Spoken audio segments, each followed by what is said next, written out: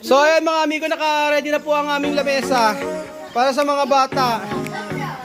Para naman masaya ang ating New Year dito sa Ekuku. Na ito, mga nakaabang na sila.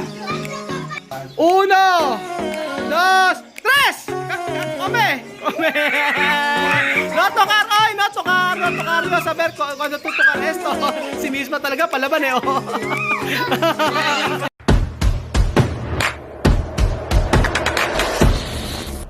Tayo po ay magpapalaro po muna bago mag-ayos ng lamesa. At medyo makalat pa dito kaya si Chamame ay naglilinis-linis muna. So meron din yung palaro na inihanda para sa kanila. Siyempre yung mga effortless na laro lang. Yung ngayon lang pinag-usapan. Ay, ngayon lang inisip at ngayon lang din ipapalaro.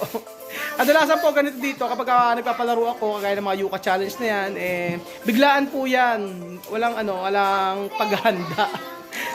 Hindi na natin napaghahandaan yung mga ganung bagay dahil busy ang bawat isa.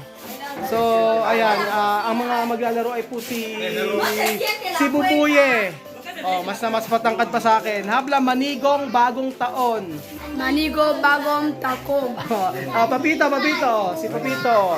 Habla Manigong Bagong Taon.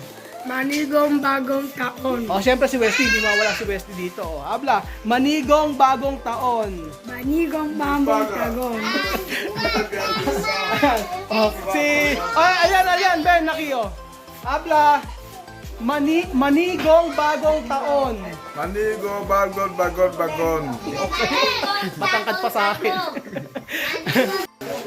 So, ang laro po natin ngayon mga amigo, ang panimulang laro po, ay ngayon ni Nena, ay ang Banana Challenge. So, kainin natin agad. Kakainin lang po nila itong banana. Kung sino po yung kauna-unahang makaubos ng banana. So, yun po. Ang premyo po ay tumataginting na 2,000. 100 pesos. So, ayan. Si Misma na ang si Misma na nagsabi ko anong gagawin. No pwede tocar, ha? Si solo pelar con tu la boca, ha? Vale. So, ang mga player po natin ay si Misma. Misma, ¿cuánto años? 10. 10 años, Amir. 12, Bubuye, ¿cuánto años? 13. Wesley, 12 años. 10 años si Liha. Yan yung mga talagang mga mga tropa ni Misma na laging mga kalaro. Vale, yo contar hasta 3 años después umpizar. Cuando todo el mano atrás. Sí. Atrás, vale? Oh. Así, vale. 1. Espera, levanta todo, levanta. Si Misma. 1, 2, 3. Come. No tocar, oy, no tocar. Yo saber cuando tú tocar esto. Si Misma talaga palaban eh. Oh. No tocar. Amir, ¿por qué tú tocar? Cuando tú tocar no. Arriba atrás. Misma, you tutukar. Amir. Si Amir. Si Amir ang nanalo. Ken ganar? Amir. So, ang susunod po nating player ay si Herly, no? ¿Cuánto años? 30. Elvis, ¿cuánto años tienes? ¿Ah? 27. Vivian, 14. 16 si Adrian. 12 si Papito, 12 anyos. So ayan mga amigo, ang next nating maglalaro ay itong grupo na to, mga may edad. Wala pa yung iba eh. So okay na to. Solo comer esto banana con tu boca. Cuando terminar coge esto 2,000. ¿Vale? Okay. Vale, 1, 2, 3, comer. No tocar.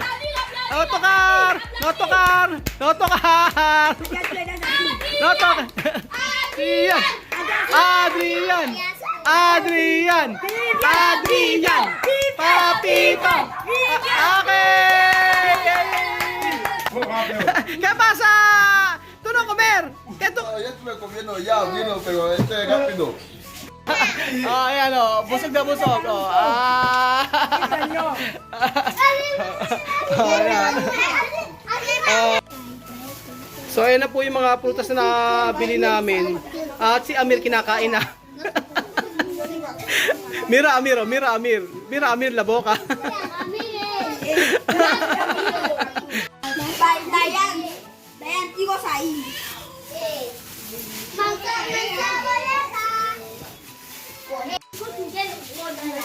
Nakakatuwa lang na makita natin na sila ay may handa na prutas sa kanilang New Year. Sabi nga ni Chamami kanina, bakit ang dami daw namin binibili na prutas?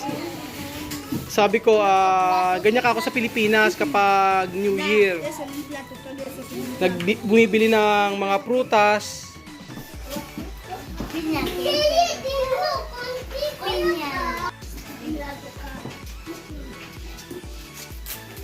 Ase.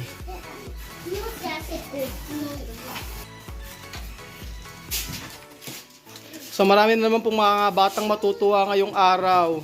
Dahil marami na naman silang kukunin sa lamesa. Na mga kung ano-ano lang. Ito ang gusto-gusto ng mga bata dito.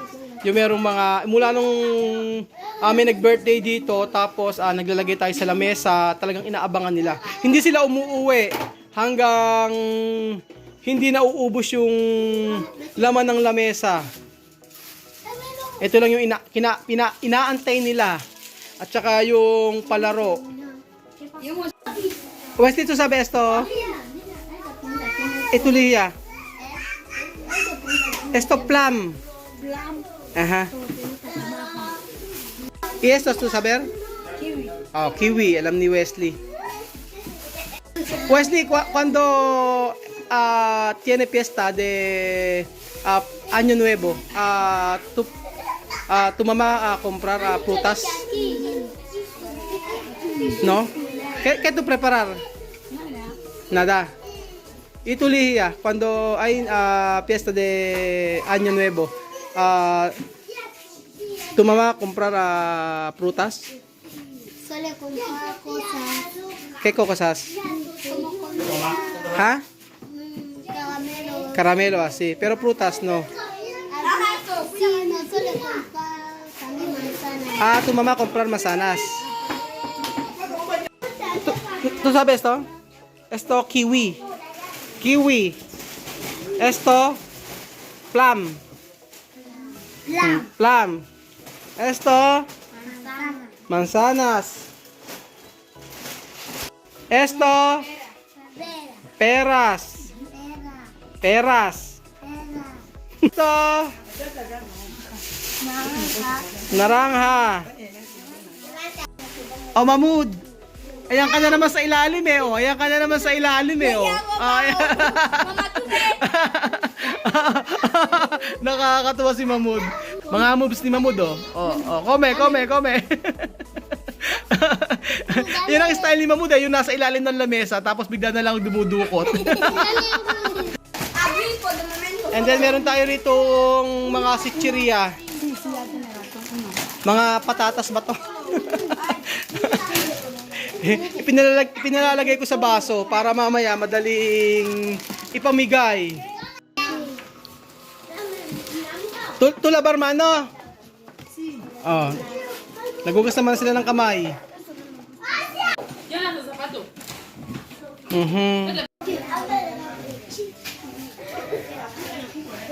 Ang dami ng mga bata rito na nagdaratingan. Ito, mga kapitbahay nila, hindi namin kilala. Pero in-invite ni Chamame. Ang sabi ni Chamame, ang nanay daw nito ay nasa Malabo at iniwan lang sila dito para magtrabaho daw yung nanay. So, sabi ko kay Chamame, kapag may party dito, ay papuntahin. Si Chamame tuwing hapon, dinadala ng pagkain itong mga bata na to. ¿Cómo te llama? Josa. Rosa. Itu? Lady. Itu? Lydia. Lydia? Lydia. Ayan. Ganon kabait si Chamame. At itong si Sophie, napakakulit, oh. Ganyan kabait si Chamame, laging naiisip yung kapitbahay. Maawain si Chamame sa mga bata, sa totoo lang. So ayan mga amigo, ito na po yung nagawa nila. Ano ba to? Chichirya. O ayan na naman po si Mahmoud. O ayan, meron namang ginagawa si Mahmoud. O ayan, o. O ayan, huling-huli. Come.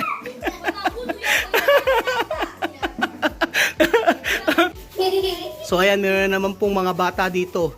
May isang bata na naman po dito, oh. Oh, wala siyang pakialam, mo, basta kukuha siya, oh.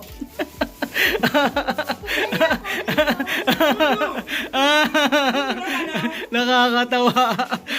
Ibinigay kay Lihiya. So ayan mga amigo, naka-ready na po ang aming lamesa para sa mga bata. Para naman masaya ang ating New Year dito sa Ekuku. Na ito, mga nakaabang na sila. Y tú misma, antes a tu familia, ¿cómo va a celebrar Feliz Año Nuevo? Nada, sentar así. ¿Sentar? Como noche, la noche, 31. ¿No? ¿No preparar comida? No, ¿No comer? no comer. No, antes no. Ahora sí. Ahora preparar comida. ¿Qué pasa? So kadalasan po dito sa mga napagtanungan ko kung ano po yung ginagawa nila pag New Year. Sa kanila po ay nagpupunta lang po sa iglesia o sa church, and then after noon nagpupunta sila sa Paseo Maritimo sa may tabi ng dagat. Kadalasan lahat ng pagtatanungan ko ganun lang po. And then yung iba sabi nila ay nagpe-prepare ng isang pagkain, and then sama-sama sila. So napakasimple po ng pagdiriwang ng Pasko dito at saka New Year. So sabi nga ni Misma dati, hindi sila naghahanda. Nakaupo lang, matutulog, normal na araw. Pero at least ngayon di ba, nakita natin na yung mga bata dito sa Ekuku ay na-experience po yung ganitong klaseng celebration na yung kagaya sa atin sa Pilipinas na simple man ang handa. At least may mga ganitong mga event, may mga palaro, may mga prutas kahit papaano. Syempre magkakasama yung mga bata dito sa Ekuku. Yun namang importante na napagsasama-sama natin sila. Iba't iba man yung pamilya, pero ang ganda na makita na bawat bata dito sa Ekuku ay nagse-celebrate ng New Year kasama ang iba't ibang klaseng bata na hindi man nila kapamilya.